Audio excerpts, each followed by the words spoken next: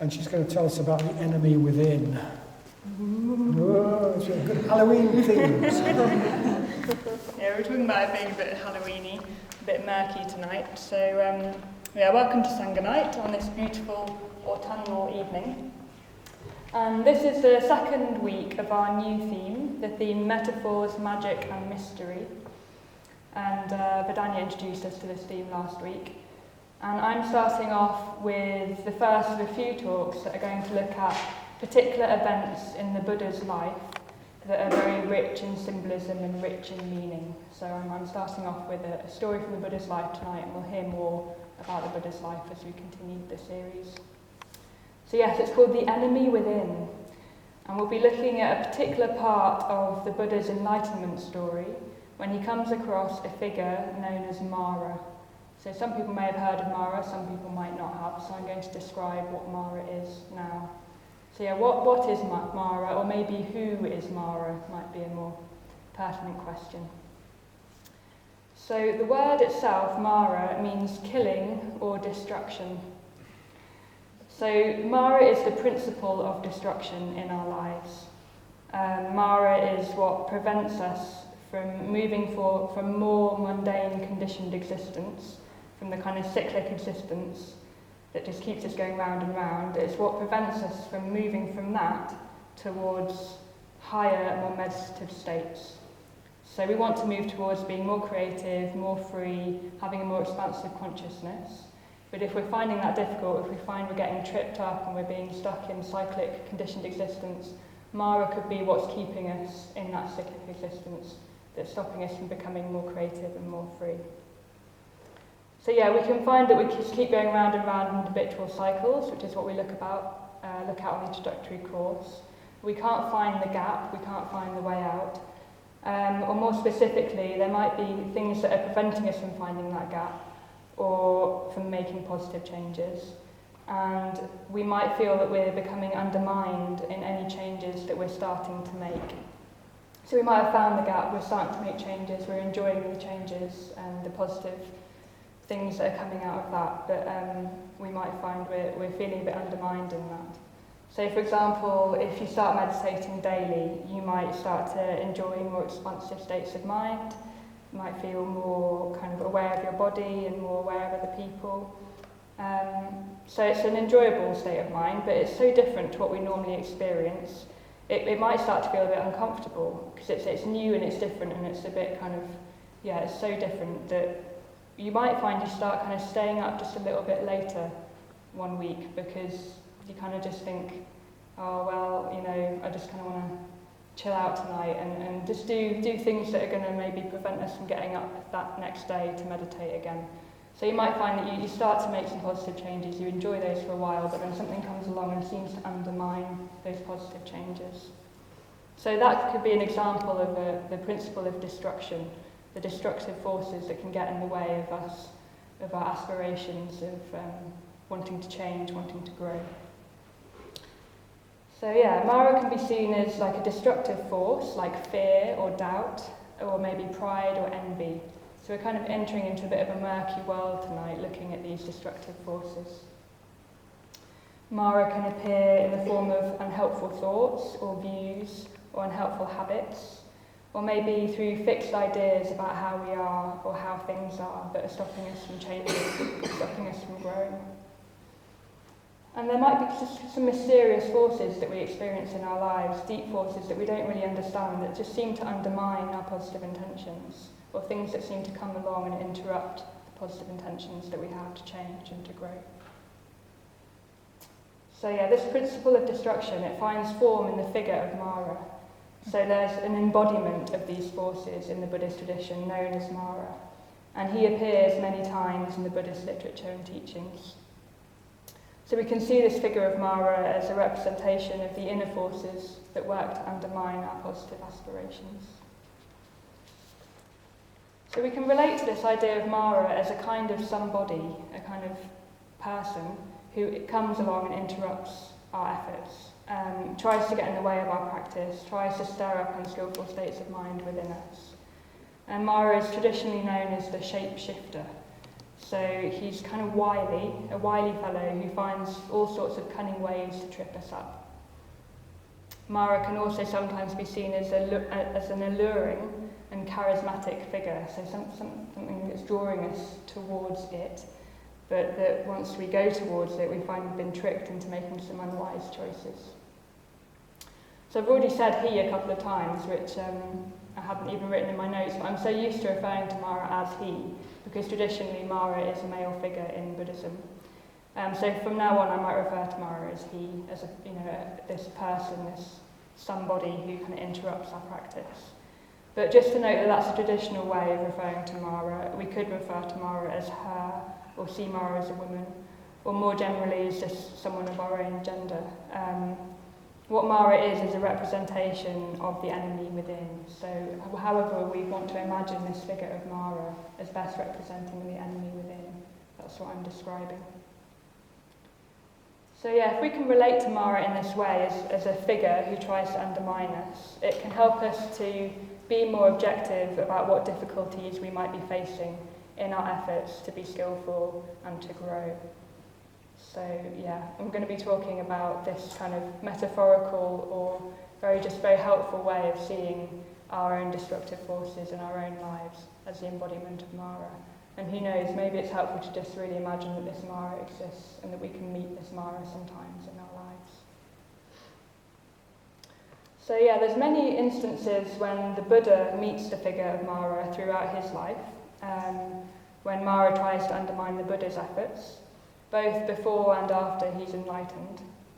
And we can learn quite a lot by looking at these episodes and understanding the meaning of them and relating to them in our own experience.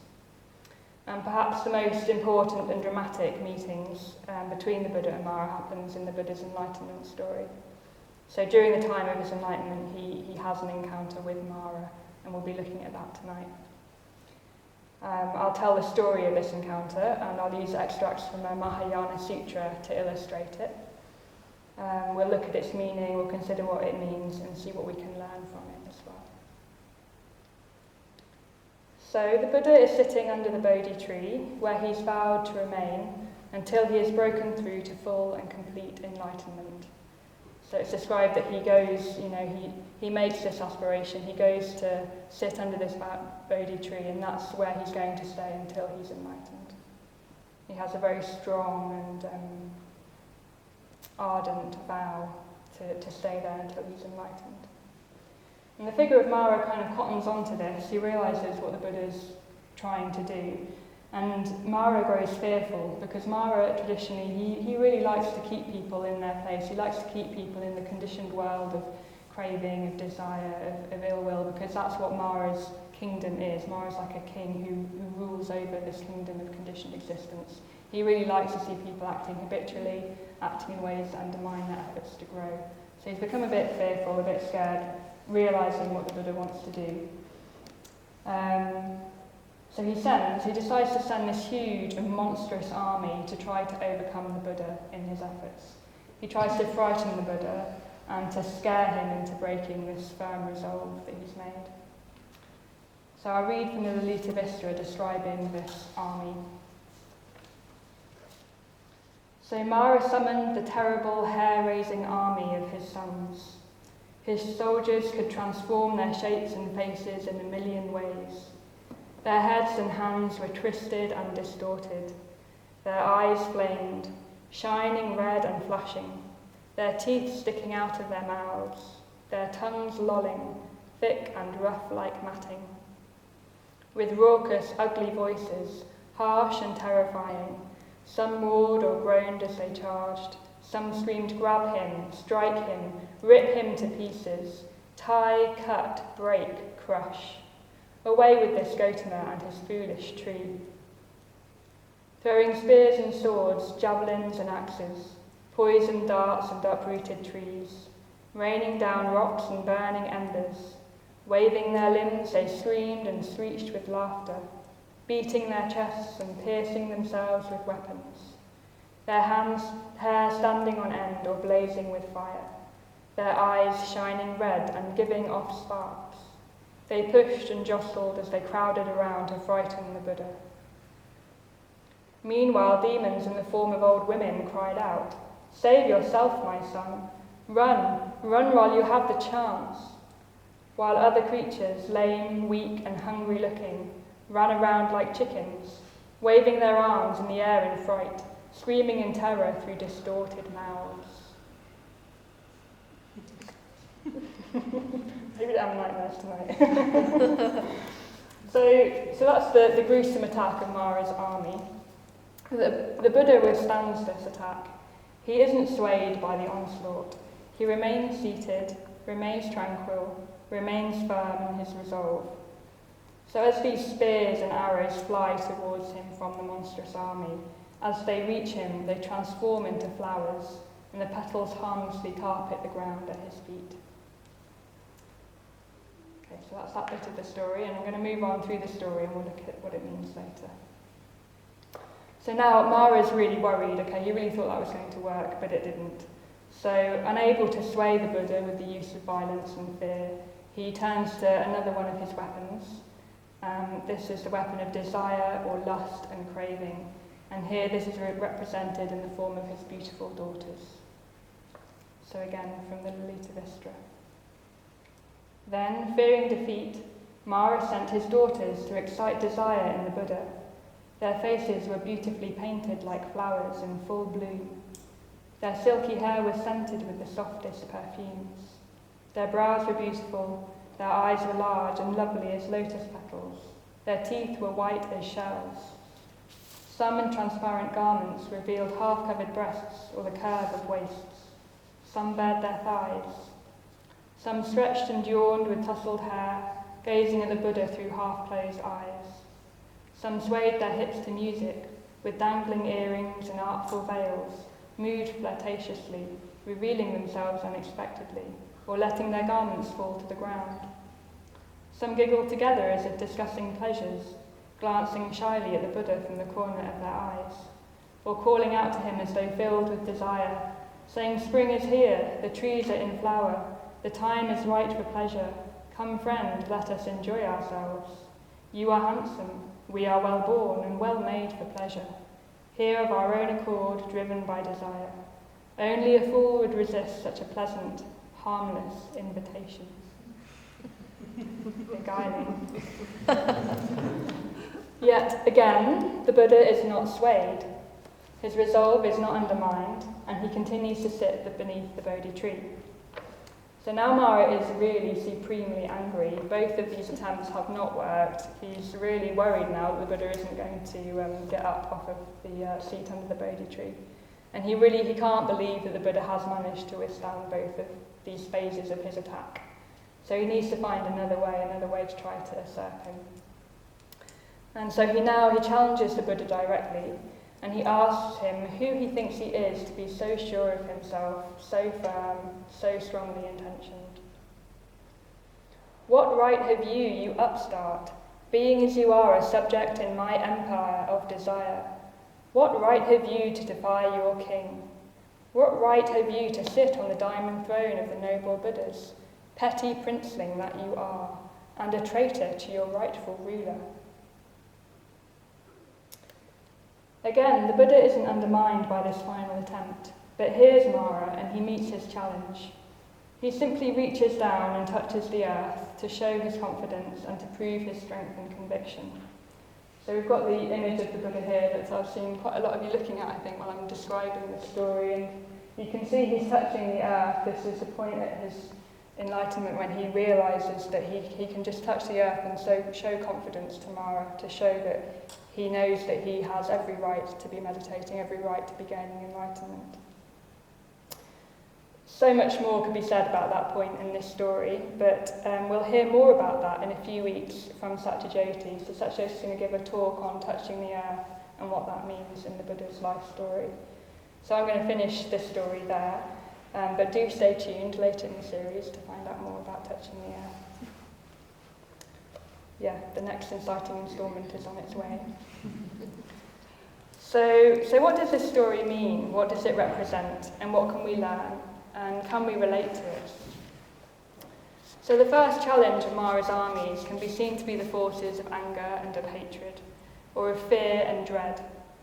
The second, of Mara's daughters, represents the forces of desire and craving. And the third challenge represents doubt, or a lack of belief in our abilities. It represents a lack of belief in our own potential. So in this way, we can see that Mara is using traditional roots of unwholesome mental states in our own experience, hatred, greed, delusion, to try to undermine the positive mental states that the Buddha was trying to cultivate. So Mara, he tries to goad the Buddha into violence. He tries to stir his hatred and bring up fear in the Buddha. He tries to coax the Buddha into lust and craving, tries to stir his greed. And he finally tries to undermine the Buddha's sense of his own potential for growth and for spiritual success. And he tries to fix the Buddha's sense of himself as really small and limited. And by doing so, Mara is stirring this delusion that the Buddha or that anyone is fixed and small and limited. So we can see that Mara, he knows what lies within us, what's possible for us to experience, and he knows what lies at the root of unskillfulness, and he does what he can to try and reinforce those strands. He does what he can to try and stir up the roots of these unwholesome states, to try and lead us into unskillfulness, or try to lead us away from what it is that we know will help us to grow, help us to become more kind, more wise. And so we see that through all of these challenges, the Buddha, he just remains seated and he remains practicing. He feels the force of these attacks, but you wouldn't necessarily know that to look at him. He's said to remain calm, peaceful, to be glowing a golden light. And he doesn't become angry with Mara, so he feels the force of these attacks, but he stays firm in his resolve. He doesn't get really angry with Mara and starts going, Mara, doesn't kind of get involved in what Mara's trying to draw him into. He remains true to his aspirations, and he withstands Mara's efforts to undermine them, and therefore he's able to continue to cultivate more and more positive and creative mental states, and that leads him on to enlightenment.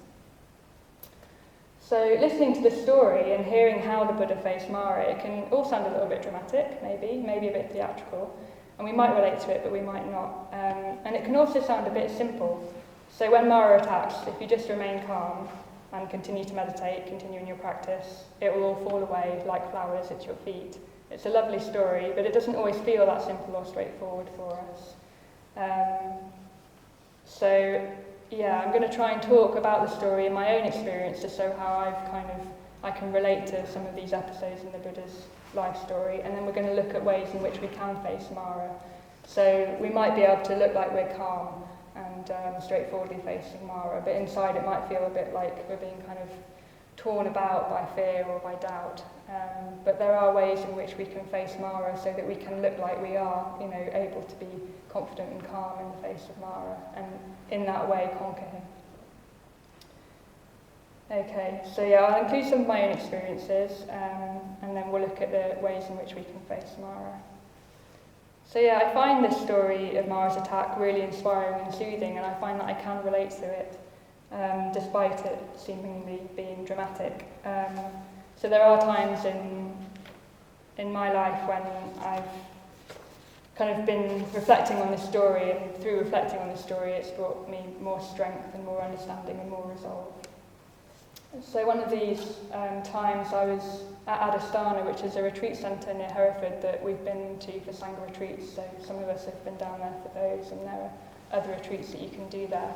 And I actually took part in a 5-month course there. I went to live there for 5 months with a group of women to study the Dharma and to live as a community and to just go further in our practice.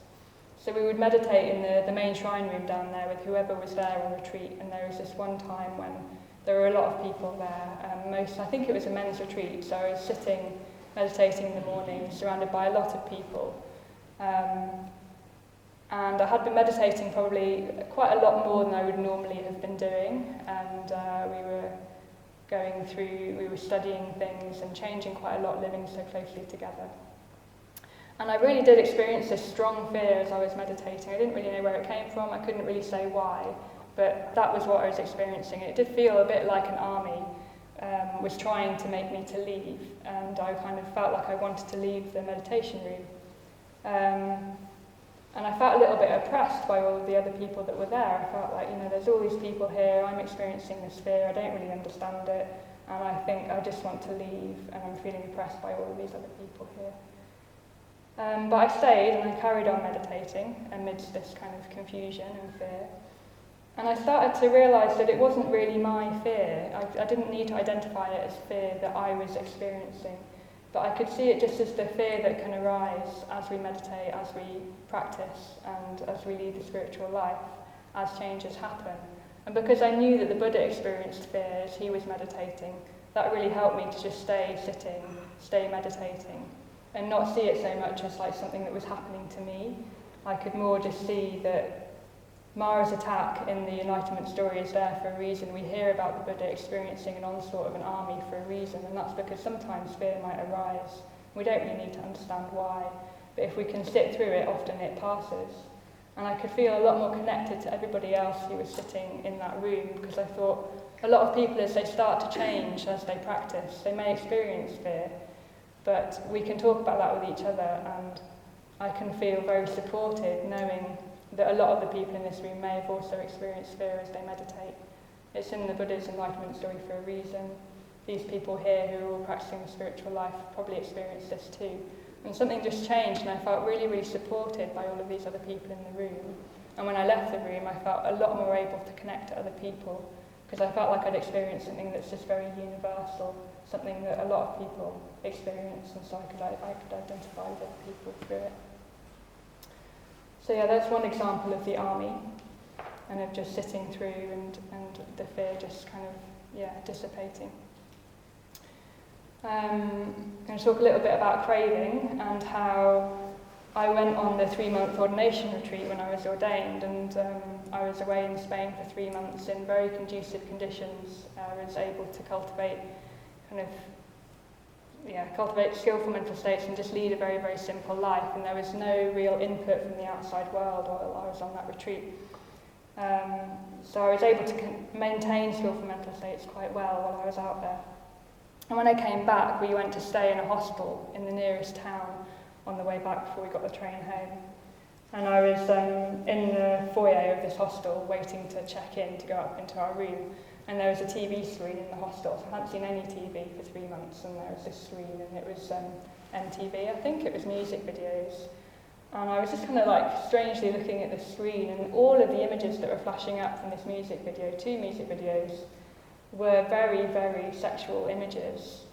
One was like a young pop star. One was a guy, like a folk singer, but still his video was extremely sexualized video. And it was just really surprising. I was just like, there's just all this sex on screen, like, all of it is sex, and yeah, wow. And I think it just really brought home to me how much this world contains all of this desire and craving all of the time, but how I'm usually very desensitized to it. I don't really notice it because I've kind of grown up watching MTV, and I've seen all of these sexualized images on screen. But yeah, this world has these images all over. And it really helped me to see that it's no wonder really that it's a bit harder to remain disciplined in meditation or to stay inspired and to maintain skillful mental states when we're kind of bombarded by images that are designed to try to stir up craving in us, that are designed to try and kind of create a world where we want stuff so that we buy stuff in this kind of materialistic world that is kind of created for us by the media industry, and that often involves the use of sex as a way of kind of hooking us in. And yeah, we can become very desensitized to that, and like now, often I'm on my phone late at night choosing to watch these pop videos because I enjoy them, because I enjoy the music, and I like to see people dancing. But I've become completely desensitized to the kind of sexual nature of that and what it might be doing to my experience of craving, how it might be stirring the craving that I might experience in my normal life.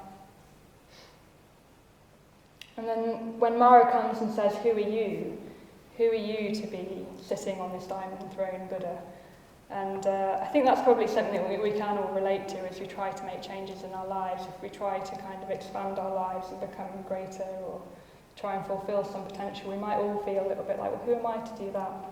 And I think any time I've made steps towards a greater commitment to my practice or to more meditation, Or any time I've become a bit less anonymous here at the Buddhist Centre, like so if I've given a talk, for example, I started off giving short talks, and I can remember the first time I gave a short talk, I kind of didn't want to come to the centre for a couple of weeks because I felt so public, and I wanted to hide because there was this fear, this doubt, saying, well, who are you to be doing that?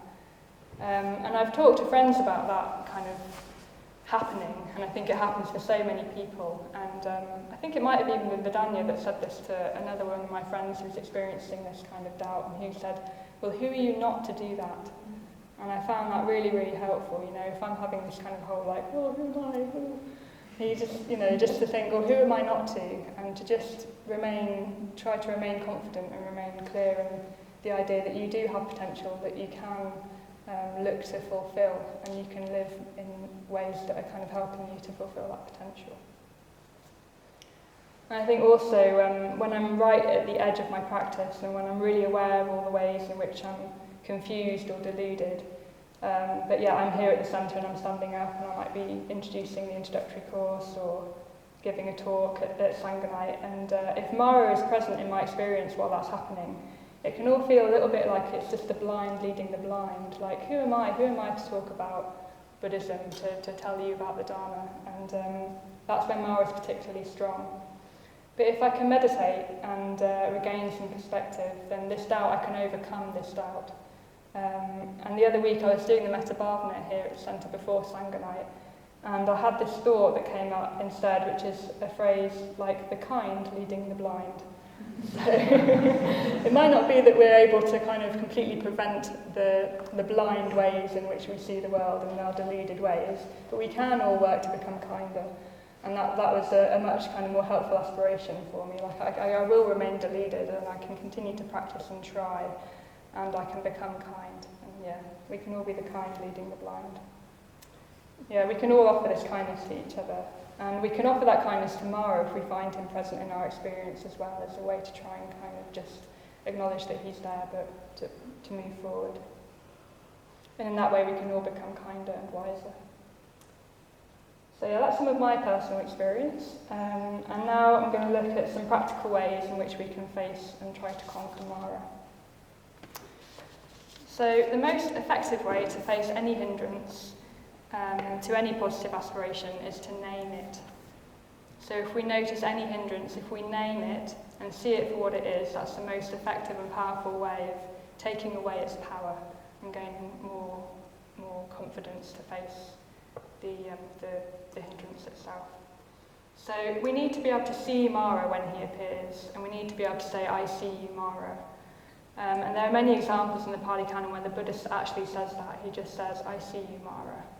So if you can name something, name a destructive force that's present in your life, it takes away the kind of wily way in which it's having some kind of effect on you.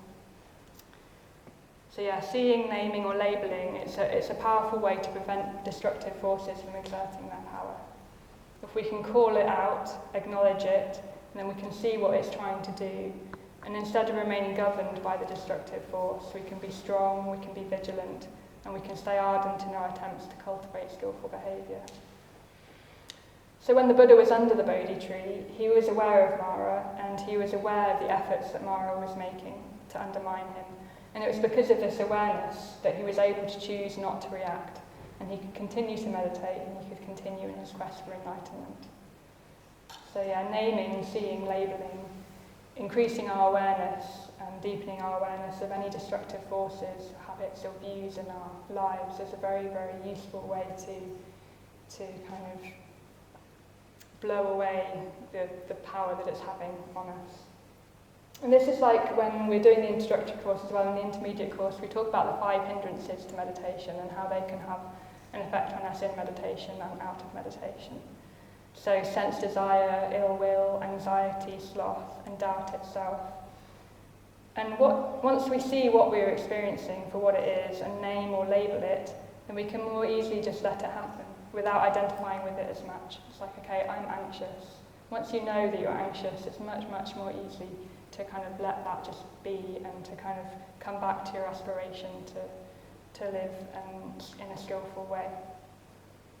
So yeah, if you name something, you're a lot more able to just see your mental states as mental weather that are subject to change, that you don't need to identify with. You don't really need to know that much about the content of your thoughts. If you see that thought is made up of ill will, that thought is anxiety, then yeah, you can identify with it less and it has less power over you. So yeah, if we're experiencing doubt, we need to label it as doubt, and it will have less power over us. And we won't believe the confusing and muddied views and stories that Mara tries to tell us. So Mara tries to pass off these stories as truth, but if we can label them as stories and see Mara for who he is, we're less likely to indulge the habits that support those views and support those stories. And there's quite a lot in myth and folklore generally about this naming way to take away the power of a force or of a demon in a story or something. If you find out the name of what it is that's trying to undermine your efforts and call out that name, there's a lot in myth and folklore about that. And also we hear about magicians finding the name of a demon in order to gain control of that demon. And I didn't bring the demon dagger up from the shrine room, which is a shame. So there is, down in the red shrine room, there's a demon dagger. So in Buddhism we also have this really powerful symbol of a demon dagger. And it's a symbolic object that represents being able to pin our demons down. So it's got a blade on it. Some of them are quite big, quite hefty. And it's a dagger, and we can use it to pin down our demons, to see what hindrances or destructive forces are going on in our lives, and to take a really good look at it. And if we can do that, then it's not like that demon's kind of controlling us or exerting its power over us. It's like we've been able to identify it for what it is. And we can just kind of get to know it a little bit. And if we can become more aware of those forces within us, then it's much less likely to be able to rule us. So yeah, maybe in the tea break we'll go and get the demon dagger and we can all have a little look at it. So yeah, if we can study these forces and understand them, or if we can just use any tool that helps us to name and identify destructive forces, then we can regain our power over them instead of being powerless to them. So it can also be really useful to see or identify any different Maras within our experience or within ourselves. And we can see different Maras as representing different sub-personalities that we might experience. So we're not necessarily one whole integrated person. We probably have lots of different desires, lots of different wishes, lots of different energies. And we can use this idea of Mara to kind of come up with these different ways in which we live as a way to kind of understand ourselves, the complex human beings that we are. You know, if we just try and think, oh no, I'm going to be skillful, I'm going to be this person who lives by these Buddhist principles all the time, and if we try to just completely forget about all the other parts of us, then those parts of us might just become stronger. So if we can just notice the sub-personalities that we might experience, and we're much more likely to be able to bring them on side and understand ourselves as maybe a little bit more complex, and just know what to do with those sides to ourselves. And we might even befriend these different forces that are at play within us. So yeah, through that, and more generally, we can come to understand our kind of unconscious and lower selves by getting to know the figure of Mara. And we can allow for these forces, allow for the destructive forces within us more easily if we're able to kind of get to know them. We might be able to give them a safe space to express themselves. So we've had a story recently from Bodhanaga that I hope he doesn't mind me sharing about him just going and chopping wood. He was feeling a bit kind of, I'm not sure, I don't know how you're feeling, but just a bit grumpy basically, and he was coming up to the Buddhist Centre and he saw people were chopping wood. So he went and had a go with the axe, and it really helped to free something up within him. So if we have these cruder energies that Mara is going to try and kind of bring onto his side, we might want to find ways of just expressing those energies in a way that's creative and skillful, like maybe I like to go dancing, I like to listen to music. People might sing, might do some drumming, play sport, just anything that can express this kind of crude energy that Mara really likes to kind of get onto his side. If we can just acknowledge that we have them and express them in skillful ways and refine those energies, then again Mara has less power over us. Okay, so another rather mysterious and magical way that we can imagine conquering Mara is through the idea of invisibility. So I'd really like it if I could just go and just disappear, but that's not going to happen. I haven't got my invisibility cloak from Hogwarts either, I left that at home. But yeah, there's this idea of invisibility in the Pali Canon, that we can become invisible to Mara. So by practicing the Dharma, we can become invisible to Mara, and the destructive forces won't have control over us.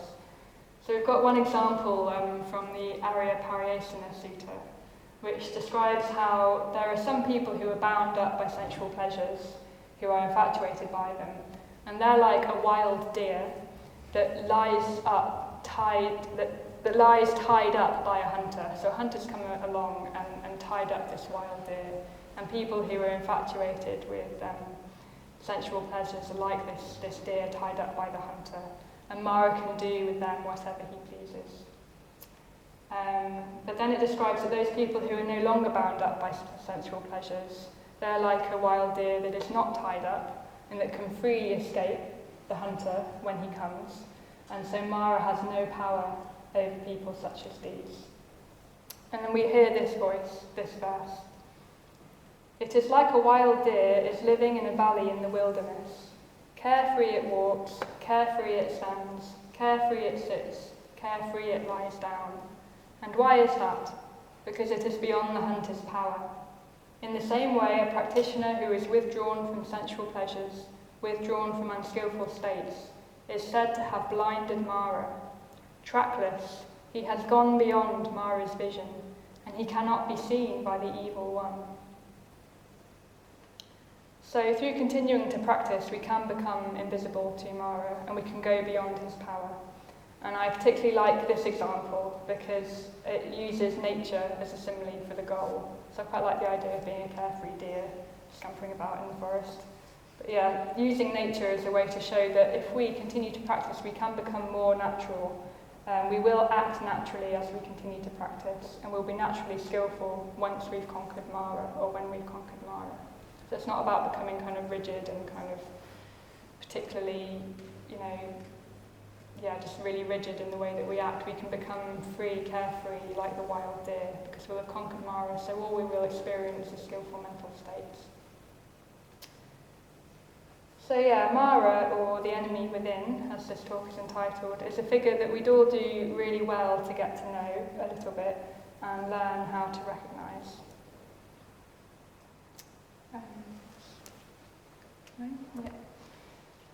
So I've talked quite a lot about the importance of naming and of saying, I see you, Mara.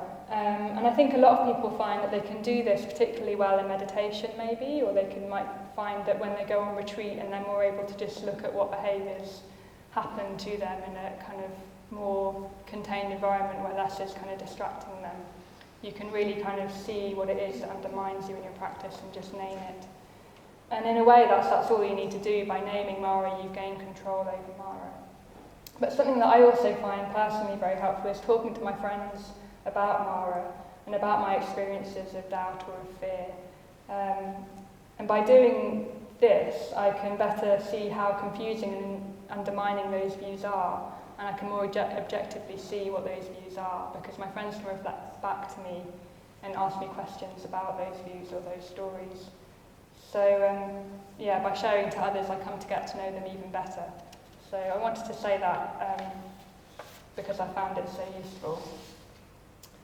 I can kind of come to understand that everybody faces similar struggles. It's not just me that has these stories that undermine my practice. Other people are also experiencing this doubt possibly, or fear, or maybe they experience envy, or whatever it is that they experience of Mara. It's something that we all have. We all have these things that can come along and undermine us. So again, if I talk to my friends about it, it becomes less about my own struggles and fear. And I can see that doubt is just a part of the spiritual path. It's part of growing, it's part of trying to become more in line with my ideals and to be kind of growing into my potential. Doubt will arise. I think I used to think that if I just carried on meditating, I wouldn't experience doubt after a while, and maybe that is true as I kind of learn more and more about my practice and myself, but I think also doubt is just something that can arise as we start to grow and as we continue to grow. And as we've seen, the Buddha has experienced Mara throughout his life before enlightenment and after. So yeah, I think it's just a really great benefit of the Sangha that we can all support each other to face any difficulties that we do experience. You know, often people's spiritual lives are also full of joy and creativity and wonder and delight, and we can talk about those too. But if we're experiencing struggle, we can also share those struggles. We don't have to pretend it's easy if it isn't, and we can support each other in our really courageous efforts to grow. We can do the metabhavana for ourselves and for others, and we can just support each other in friendship. We don't have to pretend that we don't experience these destructive forces. So it's been a bit of a task these last couple of days putting together a talk about Mara, because I've kind of spent a little bit more time, but I've been quite open to experiencing the destructive forces, open to Mara with him in order to write this talk. It's been kind of fun as well as a bit challenging. But yeah, summing up and speaking openly is quite a challenge that I find. I greatly appreciate being able to do so, and I benefit from doing so, but it is quite a challenge to stand up and speak openly. So I'd like to kind of wind up this talk just by thanking all of the people here who've helped me to face Mara, and helped me to continue to tread this spiritual path, despite some of these destructive forces that I might come across in my own experience of it. So yeah, thank you to all of you for your support. And I really rejoice in how we all support each other in this way, in the Sangha. We all show kindness to each other even when it's difficult. And I also want to say how important I found beauty in my experience of facing Mara. So I might read or recall beautiful verses. I might look at images that inspire me. I try to appreciate the beauty in the natural world and in other people. And this really helps me to counteract any unpleasant sensations I might have if I'm finding it a bit difficult because Mara's saying, "Who are you?" or I'm finding it hard to get to sleep because I know I've got to write a talk about Mara or something like that. So I find turning towards beauty really, really helpful at those times. So yeah, I'm going to end with a quote that a friend of mine called Vajratara sent to me once. She used to live in Sheffield and now she lives at a retreat centre in Wales.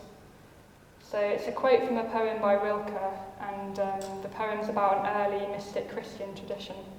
And I think it just really beautifully describes how much the opportunity for Sangha benefits us and other people.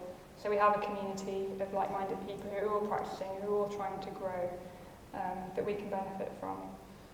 And I think it shows how if we can continue in our firm resolve to change and to grow, that's just very important and very necessary. So that, yeah, all of us can become like the kind leading the blind. Okay. The high gate keeps, it seems, nobody in, and the bridge leads contentedly out, as well as within. And yet it is certain that each and every one is in the old elm court. They do not leave their houses, except to walk the short way to church, in order that they may the better understand why there should be such love in them.